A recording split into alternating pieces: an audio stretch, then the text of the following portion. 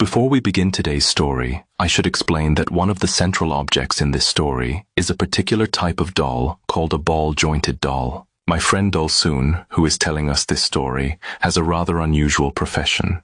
She is a makeup artist who specializes in ball-jointed dolls. When you hear that, you might wonder, what do you mean a makeup artist for dolls? What kind of job is that? But ball-jointed dolls are relatively expensive collectibles with a very dedicated community of enthusiasts, and these dolls are not usually bought and sold as one complete item. The head, eyes, wig, arms, legs, and body can all be sold separately. They are incredibly detailed dolls. In fact, even having just the face of a doll professionally customized can cost anywhere from around 200,000 Korean won to more than 1 million won. There is a very active market among serious collectors. Since my friend Dolsoon works professionally as a makeup artist for these dolls, she naturally comes into contact with all kinds of them. And although doll makeup is her job, she also began collecting dolls herself. The dolls were beautiful, and she gradually developed a personal interest in them as well. At some point, she became active in an online community where people traded these dolls. Of course, people didn't just buy new dolls. Some people sold dolls they had customized themselves, traded second-hand dolls, bought new ones, and even treated the hobby almost like a form of investment. While browsing through the dolls being traded, Dolsoon noticed one that looked particularly unique. She thought, wow, this is a really unusual doll. And eventually, she decided to buy it. Before purchasing the doll, Dolsoon noticed something in the listing that caught her attention. It said, selling as a complete set. For most people, that might not seem particularly unusual. But among ball-jointed doll collectors, it is actually quite uncommon.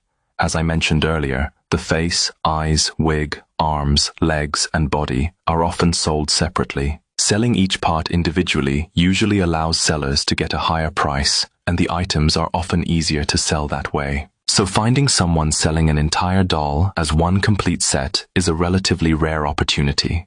But this seller was offering everything together, and the price was also slightly lower than the usual market price. For Dolsoon, it seemed like a great opportunity. She thought, it's a good deal for me, and since I'm an artist, I can customize the makeup and possibly resell it later. This could actually be a decent investment. So she purchased the entire set. But after buying the doll, she noticed something that made her feel she had gotten an especially good deal. As I mentioned, some doll wigs are made of nylon, but the more expensive dolls sometimes use real human hair. When the doll arrived, Dolsoon immediately realized that the wig was made from real human hair. She thought, I really hit the jackpot. A human hair wig is much easier for the owner to customize. People can even dye the hair or give it a perm. And because human hair wigs can sometimes be more expensive than wigs made for actual people, Dolsoon was thrilled. She thought, I can't believe I got this for such a low price. At first, she was genuinely happy. But this was where the problem began. After purchasing the doll, Dolsoon gradually started having strange dreams, and before long, she began experiencing sleep paralysis. People who have experienced sleep paralysis usually encounter one of two things. Either there is a ghost silently watching them, or the ghost is demanding something from them. But the ghost that appeared in Dolsoon's dreams was different. It didn't have a conversation with her. It only ever said one thing. Give me back my child. Give me back my child. Give me my child. Give me back my child. That was all it ever said, over and over again. At first, Dolsoon simply thought, maybe I just had a bad dream. But when the same dream continued for 2 weeks, she finally realized, something is wrong. This isn't normal. She tried contacting the person she had purchased the doll from, but the seller's account showed that they had left the community. She also tried calling the phone number they had used to communicate, but she couldn't reach them. Then, by chance, she saw a post on the same doll collecting community. The post said, we are looking for people who purchase dolls from a certain seller. The username mentioned in the post was the exact same username belonging to the person Dolsoon had purchased the doll from. Dolsoon commented, I purchased one of the dolls as well. As a result, she discovered that there were 5 other buyers. And when she spoke with those 5 people, she realized that every single one of them had experienced exactly the same thing. They had all experienced sleep paralysis, and in their dreams, the same woman appeared. She repeated only 2 phrases. "Give me back my child.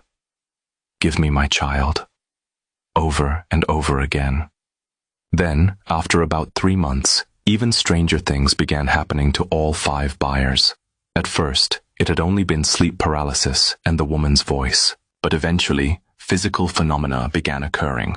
One person would clearly leave the doll standing in the living room, but the next morning, they would wake up and find the doll sitting on the bed in the master bedroom. Another person would take the doll's clothes off and put it inside a box, but the next morning, the doll would be standing in the middle of the room, fully dressed. Things that were completely impossible to explain kept happening again and again. But the most horrifying detail was something all 5 buyers discovered while trying to get rid of the dolls. As they removed the wigs and began taking the dolls apart, they found something inside the head of every single one.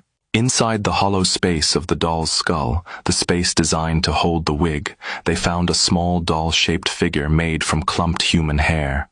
Alongside it were pieces of paper covered in writing in an unknown language. All 5 buyers were so shocked that they reportedly collapsed where they stood.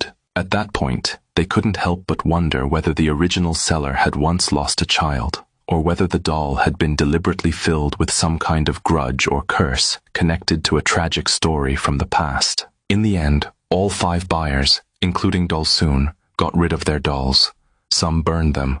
Others sought help from Buddhist temples to dispose of them.